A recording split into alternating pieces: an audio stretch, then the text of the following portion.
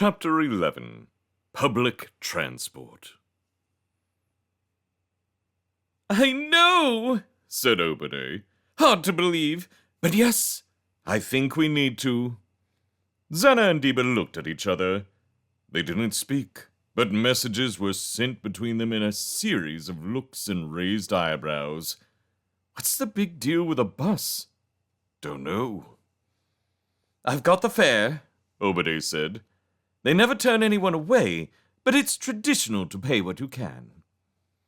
They were joined at the stop by an elderly woman in a Coast Guard's uniform and a hulking figure in a dress at whom Zana and Diba had to force themselves not to stare.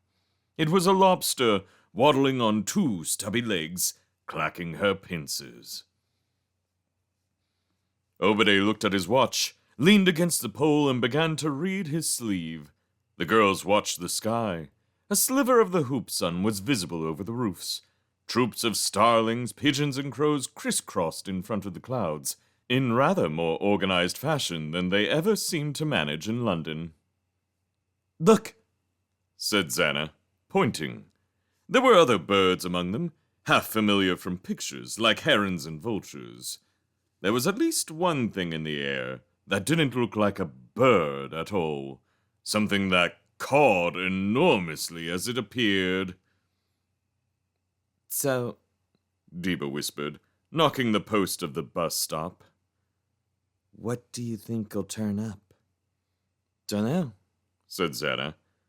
"A load of camels? Said Diba. A boat? A carriage like in Sleeping Beauty? A sledge?" The girls' smiles froze when they heard the familiar coughing of a big engine approaching.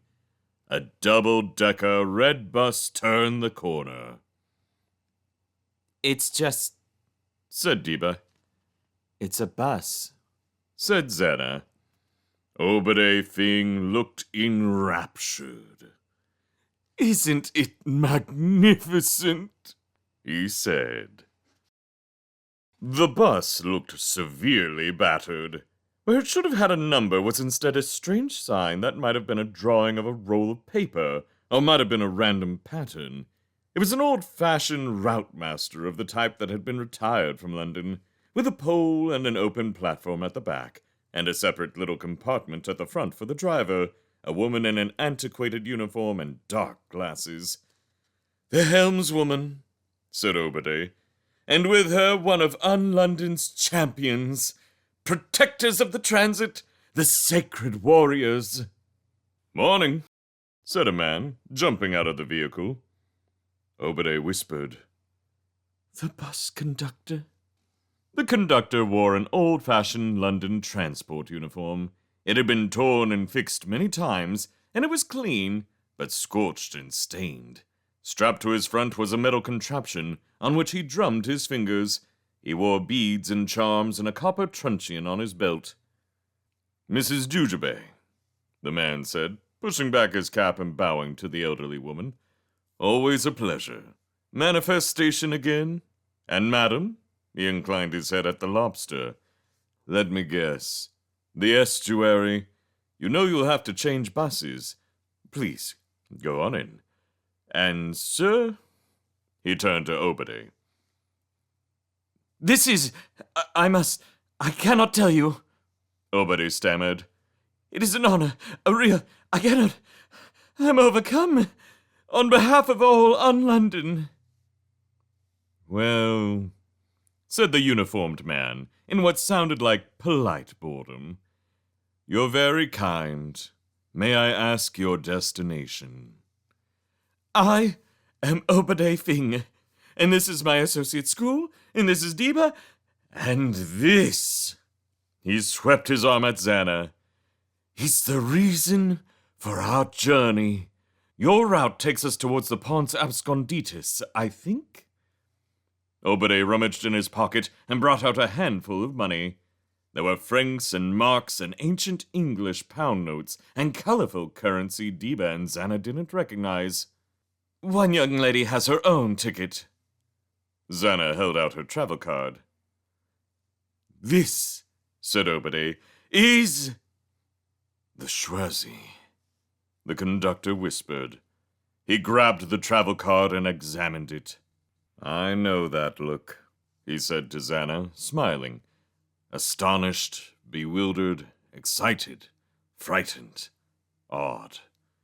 That's the taste of the first few days in London. It takes one who's swigged it to recognize it. Schwazi, it's a great honor. You recognize it, Xana said. You came here too? Diva said. Where do you think I got this? He said, pointing at his uniform and the box around his midriff. Where are you two from? Kilburn, said Xana. Ah, I'm a Tooting boy originally. Joe Jones. Pleased to meet you. I went to Abnott. That's what it's called. Crossing down, or up, or sideways from there to here. And came to London, what must be more than a decade ago. You did, said Xana. Thank God. You can explain things. We don't know what's going on, said Diva. We need to get back. I want my mom and dad. Hey, Rosa! Joan shouted, and the driver leaned out of her window. See who we've got on this trip. She peered over the top of her glasses. Blonde, said Jones. Young lady, from out of town. As things are getting nasty in the Ab City. Rosa's eyes grew wider and wider. That is never the Schwazi? Xana and Diva looked at each other. Oh, my lord! Rosa went on. I heard rumors from the old place that something was happening on the driver's grapevine. One of them even said she'd tracked the Schwazi down to a cafe. But I thought it was just foolishness. But it's finally happened. It's time! It is indeed, the conductor said. And it's down to us to get her to the Pons Absconditus. So, she's going to fight for us. She'll fix things. Hold on, said Xana. I don't know anything about that. What's the hold-up? The elderly woman shouted. Coming, Mrs. Jujubee. Joe Jones spoke quietly to Obade and the girls. We should be careful who knows about this. There are those who'd like to get in the way. The Pons is a few stops away. We'll go as usual, so no one knows anything's up. Get you there in a few hours. Please. Jones closed Obade's fingers around his money without taking any. You're escorting the Schwazi. Now remember, not a word. As far as anyone's concerned, you're just regular petitioners come to ask the Prophecyers a question. And what about that? Is that with you? Does it have a name? He pointed at the milk carton, hesitating by the bus's platform. Yes, Diva said. It's called Curdle. Come on, Curdle. Xana crossed her arms and raised her eyebrows. The carton leapt happily inside after them. Curdle, whispered Xana. Oh, shut up, said Diva. Just get on with being schwazed, will you? There were a few other passengers on the bottom deck, oddly dressed men and women, and a few even odder other things. As they always did on buses, Xana and Diva headed for the staircase to the upper level. The conductor stopped them. Not this time, he said. Wait a bit. He rang the bell, and the bus moved. Obade and School sat, but Xana and Diva stood next to Jones on the platform at the back. Our next stop's Manifestation, he said. We're heading straight there. Not straight there, Diva said. She pointed through the front window. I mean, there's a wall in the way. They did not seem to be slowing down. We're going to hit it, said Xana. The bus gunned straight for the bricks. Diva and Xana winced and closed their eyes.